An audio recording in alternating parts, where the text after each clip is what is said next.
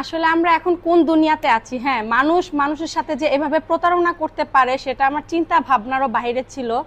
তো আজকে আপনাদের কাছে একটা জিনিস শেয়ার করব, সেটা হলো যে গত 2 দিন আগে আমি একটা পর্দার পেজে পর্দা অর্ডার করেছিলাম, মানে বাসার জন্য কিছু কার্টেন অর্ডার করেছিলাম আমার বেডরুমের জন্য প্লাস আমার নতুন বাড়ির জন্য। তো ওইখানে অর্ডার করেছি, পরে ওনারা আমাকে বলে যে আপু আপনাকে 6,000 টাকার মতো অ্যাডভান্স করতে হবে। তো আমি 6,000 টাকা অ্যাডভান্স করে দিয়েছি। তো যাই হোক, ওনার আজকে পর্দা ডেলিভারি দেওয়ার কথা, তো উনি আমাকে গতকালকে থেকেই বলতেছে যে আপু আপনার ডেলিভারিটা হোম ডেলিভারি হবে না, আপনি একটু আপনার বাসের আশেপাশে কোনো কুরিয়ার সার্ভিসে গিয়ে আপনার ডেলিভারিটা অ্যাকসেপ্ট করতে হবে। দেন উনি কালকে সারাদিন আমাকে ফোন দিয়ে বলতেছে আপনি ডেলিভারিটা নিয়ে আসেন। তো আমি আজকে মানে এই জিনিসটা আমি ডেলিভারি নেওয়ার জন্য আমার সিকিউরিটি গার্ডকেও বলতে পারতাম বা আপনাদের ভাইয়াকেও বলতে পারতাম, সেক্ষেত্রে কিন্তু সে কিন্তু ডেলিভারিটা চেক করে আনতো না। তাহলে দেখেন আমি আজকে কত বড় একটা ধরা খাওয়া থেকে বেঁচে গেছি।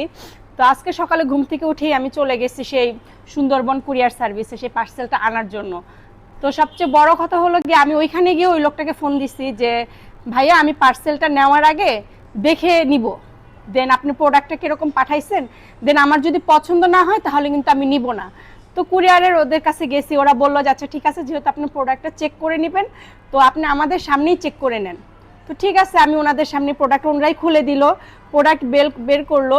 কিন্তু প্রোডাক্ট বের করার পরে আমি নিজেই এত হতাশ হয়ে গেছি যে ওইখানে মানে ব্যাগের থেকে পর্দা না বের হয়ে উনি এতগুলি ঠিক আছে মানে পাপোশ টাপোশ হাবি জাবি দিয়ে এটা ব্যাগ লোড করে দিছে। তো কি আর বলবো, ওই সময় আমার হাতে মোবাইলটা ছিল যে আমি চাইছি, মানে আমার এতটুকু মনে ছিল না যে আমি এই সিনটা মানে ক্যাপচার করে আপনাদের মাঝখানে তুলে ধরবো। মানে আমি তখন এতটাই আপসেট হয়ে গেছি যে আমি কি অর্ডার করলাম আর কি পেলাম। আসলে মানুষ মানুষকে যে এইভাবে ঠকাইতে পারে এটা আমার একদম চিন্তা ভাবনারও বাহিরে ছিল। তো দেখেন ওনারে তো টাকা পাঠাই দিয়ে আমি ঠিক আছে ধরা খেয়ে, তো দেখেন ওই লোকটার কত বড় সাহস। হ্যাঁ, সে আবার আমাকে ফোন দিছে যে আপু আপনি কি 60,000 টাকা দিয়ে কি প্রোডাক্টটা কি নিছেন? আমি বলছি হ্যাঁ ভাইয়া আমি নিছি, কিন্তু নেওয়ার পরে আমি আপনার বস্তার ভিতরে কোনো পর্দা পাই নাই, কার্টেন পাইনি, পাইছি অনেকগুলি পাপোশ পুরনো কম দামি, তো ওগুলি আমি রেখে দিছি। ঠিক আছে, আর তখন আমি ওনাদেরকে দেখাইছি, যে কর্তৃপক্ষদের দেখাইছি সুন্দরবন কুরিয়ার সার্ভিসে, দেখেন ওনারা আমার থেকে টাকা নিছে অ্যাডভান্স 6,000 টাকা, নেওয়ার পরে এখন এই প্রোডাক্টগুলি দিছে, তারপর ওনারা আবার আমার টাকাটা ব্যাক করে দেয়। তো এভাবেই আমি বেঁচে গেছি আর কি। তো যাই হোক, আপনারা একটু সাবধানে থাকবেন।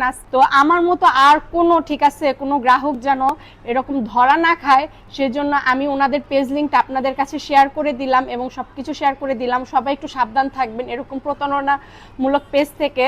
কেউ এরকমভাবে টাকা দেওয়ার আগে বা কোনো কিছু ডেলিভারি নেওয়ার আগে অবশ্যই একটু চেক করে নেবেন, এটা আপনার জন্য আমার জন্য অনেক ভালো হবে। সো এইভাবে আজকে আমি আর কি বেঁচে গেছি। তো